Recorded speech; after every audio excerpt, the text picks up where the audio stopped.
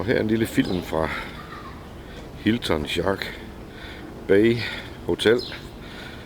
Og jeg vil nu prøve at lave en lille film om, hvordan det ser ud igennem hotellet ned til stranden. Der kan vi se lidt af hovedpoolområdet.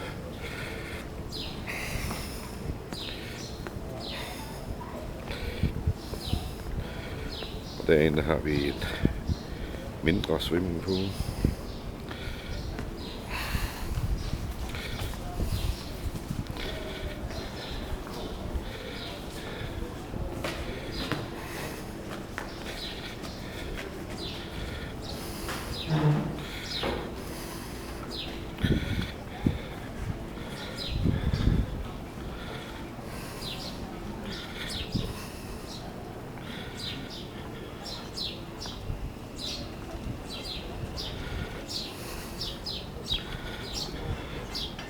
Så er vi med en pool igen. Og her har vi min håndklæde udlejning. Hello guys. Thank you.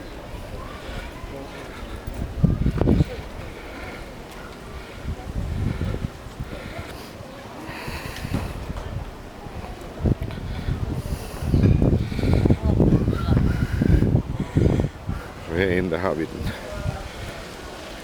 italienske og så den udendørs restaurant. Og inde bagved er den italienske restaurant, hvor vi kan få burger og hotdogs og pizza og is. Der er lidt kunst her ovenpå. Først så er der shopping area med t-shirt, undervandskamera og mere. Her er altså et prøvedykkecenter. Og en, der sælger souvenirs. Og vi fortsætter ned igen. Altså, der er en virkelig flot blomster.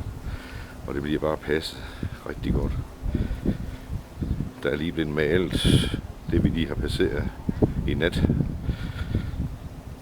De fleste de arbejder omkring 12 timer.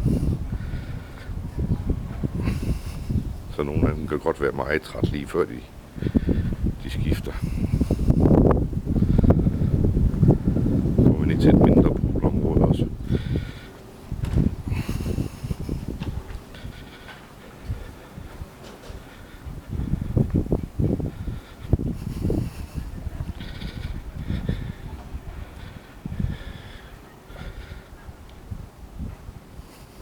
Der skal vi over en lille bro.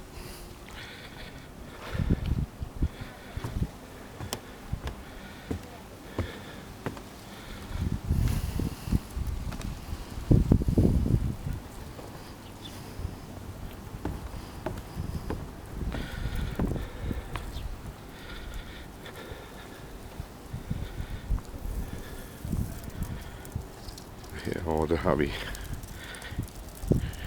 hvilket man kan se, det er sådan en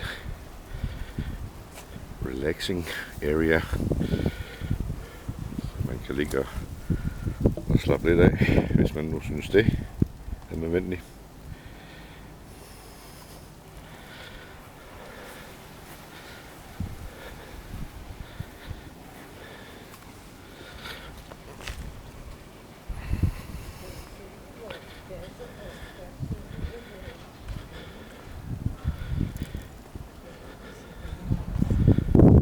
Længere ned, at der er holdt frygteligt dejligt rent, og det er jo helt utroligt, som de går og fejrer og gør rent hele tiden.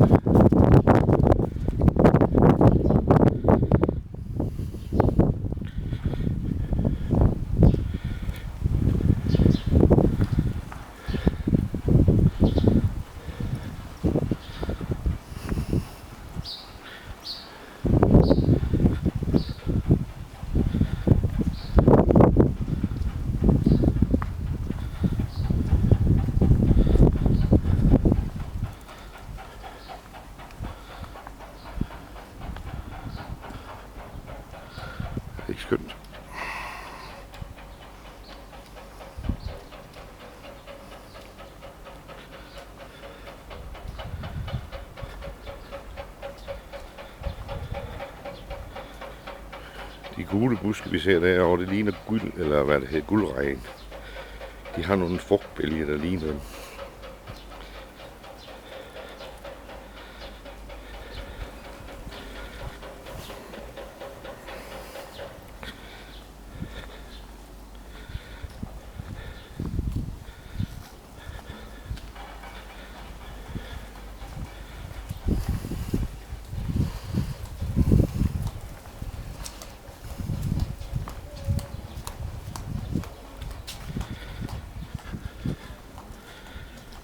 Så nærmer vi os vandet.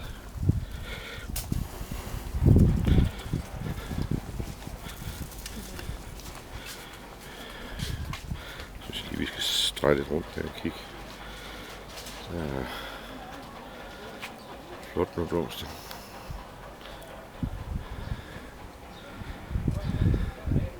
Deroppe har vi Sunset Bar. Fantastisk udsigt derfra, som jeg har taget nogle billeder af før. Og derinde låner vi dykkerbriller og svømmefødder. For depositum, og dem får man selvfølgelig tilbage, når man er færdig med at bruge dem.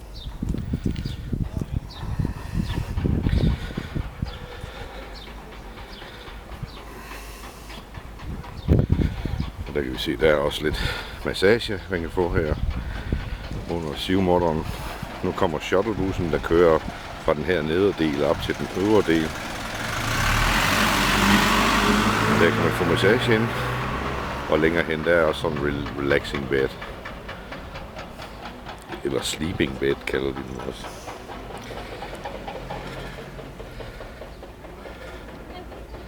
Der kan I se, nu drejer vi lige rundt til Sunset Bar igen.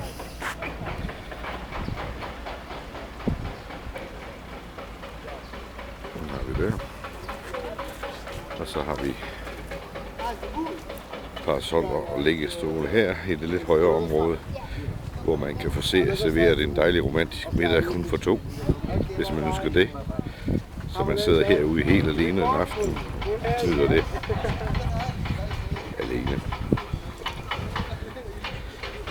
Nu går vi så ned, og her er der også håndklædeudlejning. Det er imod et kort, man har, når man får på hotellet, så får man automatisk et håndklæde, og det kort får man tilbage, når man afleverer håndklædet. Nu kommer vi ned til Beach Bar. Lige om lidt, når vi nu passerer igennem det her.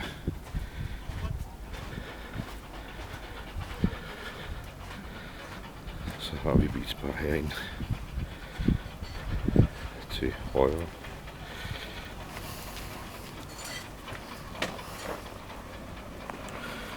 Vi se her. Nu er vi der.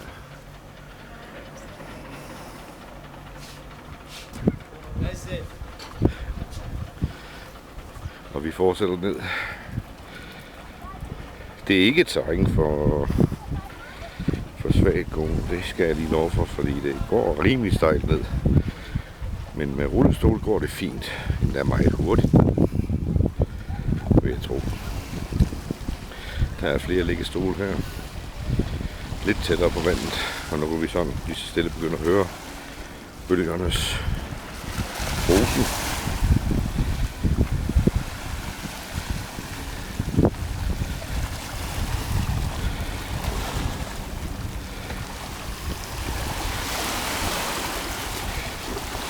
Før her under den sten, jeg lige står på her, der fandt jeg en mega krabbe her i formiddags.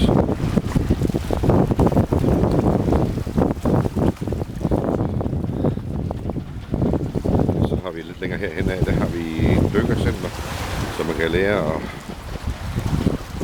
at komme ud og snorke med flasker, men vi har ikke øl i flasker, det skal jeg hilse at sige. Det ville jeg egentlig godt have haft, men det har de ikke.